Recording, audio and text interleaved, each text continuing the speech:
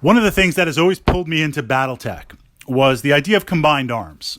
For many of us, and for myself for a long time, I played just mech on mech. And I still play mechs versus mechs a lot. But in the narrative, yes, the mechs are king, knights of the realm, so to speak, mech warriors. But we also see, based on the tech level, some very sophisticated vehicles and some kind of vehicles that they might be made with modern materials.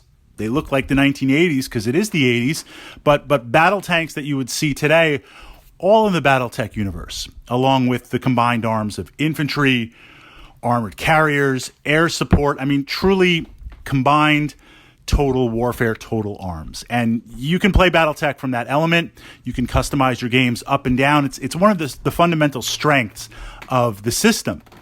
Side note, it's a dangerous place to be because there's a lot more miniatures to buy. It's not just like, well, look, do I really need more mechs? Yeah, you do. But even if your collection is good, you're like, okay, I don't need any more mechs. That's all I can buy. But Battletech, you're looking at infantry, you're looking at tanks, you're looking at air support. There's a lot of fun stuff to pull in. So we open this up to work and start building on a checklist, just to push it out there. And in the comments, the feedback, you guys will add to the checklist. This idea, if you have a lance of mechs, I know we've got battle value sliding a little bit. You've got a lance of mechs. Maybe you have 2 heavies, a medium, and a light. So kind of visualize your 2 heavies. I'm just going to randomly spit out some mechs. Warhammer, Marauder. The medium, I was going to say a Griffin, but let's do Shadowhawk. And the lights, I'd love to play a Jenner, so it could either be a Jenner or I've been spending a lot of time working on the Valkyrie, looking at some Tactica, looking at some past battles, and wanting to push that. So there's my lance. That's a battle value buy-in. Adding supporting elements, combined arms elements from infantry, some air support, and some vehicles to help really, really augment your lance, to help build it and push it in ways that for the battle value, you can get more stuff, but you wouldn't be able to quite get as much stuff if you were buying in additional mechs. You don't really have the battle value. So you have a lance. You don't really have the battle value to do 2 lances. And you want to get more initiative on the table. You want to get more stuff. So I've always said infantry, you always want to take like 2 to 4 stands of infantry with a Karnov transport. It's going to allow you to spot for indirect. It's going to get that infantry up to key places.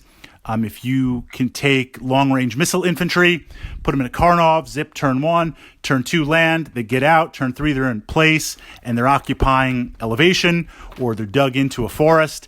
That's a nice little speed bump for no battle value buy-in, next to nothing.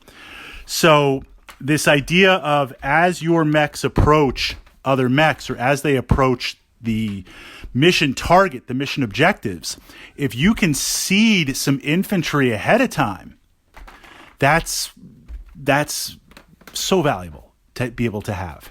So utilizing infantry to complement. If you're not going to take a Karnov, you could go with APCs. You could go with jump infantry, although they're smaller. This idea of infantry either moving out ahead or infantry working in tandem with your mechs. So looking at the speed, the average speed of your lance, and being able to have infantry, mech'd up or jump, move with that lance. What this means is based on the configuration of the infantry, again, for minimal battle value buy-in, if I can punch through one of your mechs and go to internals, right? I punch through the torso. Why am I thinking of a dervish? I've been looking at the dervish too. I punch through left torso. I expose that ammo in the dervish. If there's 2 or 3 stands of infantry, that dervish pilot is suddenly hyper aware of what's going on, because based on the cluster of spread of attacks for infantry and where they hit, infantry in many ways are like the ultimate potential critical threat. I mean, think of it. They're like firing all these shoulder-mounted missiles, lasers, machine guns. Something just has to get through somewhere, and you're in trouble. So having infantry working in tandem, also as a screen, as an effective guard, you could get critted. You're all opened up. Your opponent could have some infantry. If you have infantry that can skirmish or drive off, self-destruct on it, that's a nice screen, a very, very potent, very, very valuable screen to have from that perspective. Let's look at some air support. I've been a continued fan for low battle value buy-in. The exact tactical we pushed up to the channel, Warriors. Light attack helicopters, taking 2 to 4 of them for nothing. Just having short-range missiles, machine guns, lasers, the ability to be able to move so fast and open up new fronts, attack the side armor of vehicles, just get behind those pesky fast light mechs and threaten rear armor.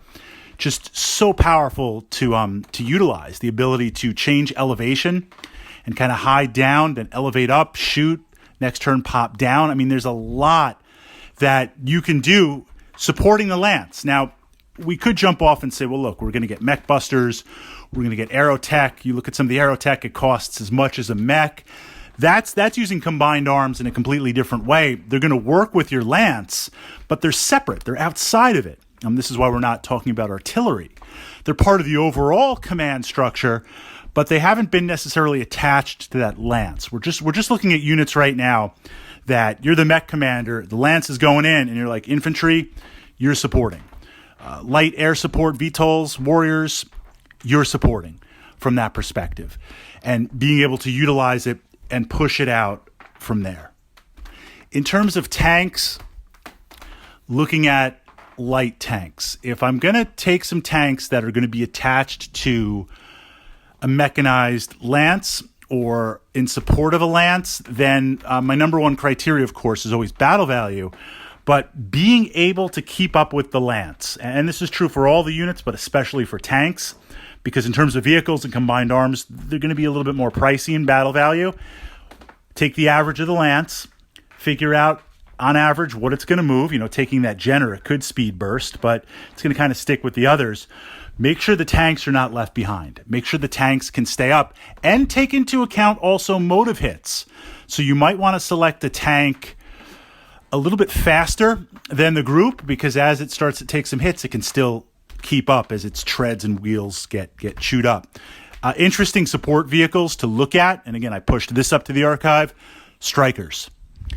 Low battle value. It's wheeled and it's not tracked, so motives are going to be a little bit more deadly, but it has the combination of long-range missiles and short-range missiles. Okay armor for excellent battle value buy-in. So being able to have the tandem of both long and short, pushing that out, it's got that duality, it's got that threat to push. I'll end with this, a mistake. Once the game starts, My battle value calculation, here's an example of being able to keep up and why it's important. Was doing the clans, took my battle armor, got my Lance, or I should say star, ready to go, and lay out all my toys on the table, and it was going to be a fast game. It was going to be a fast game, as in speed was going to be important for the mission. I miscalculated. I had all my battle armor riding on my mechs, but I had a stand of battle armor that just I couldn't fit. I took one stand too many, so to speak, and now it was on its own. It basically tried to run up the whole game. It didn't even make it into the game because the mechs, just based on the mission, I was forced to be moving full, fast, every single turn. This one suit of battle armor, elementals, just in the back doing nothing. I mean, literally, by the time it made it up there, the game was over. So that's an example. That it wasn't a lot of battle value, but battle value is battle value. It was wasted. It's almost like I was playing at a lower point game. So that's important that you keep in mind. If the Lance is the anchor, then everything needs to be able to potentially keep up and move with that anchor.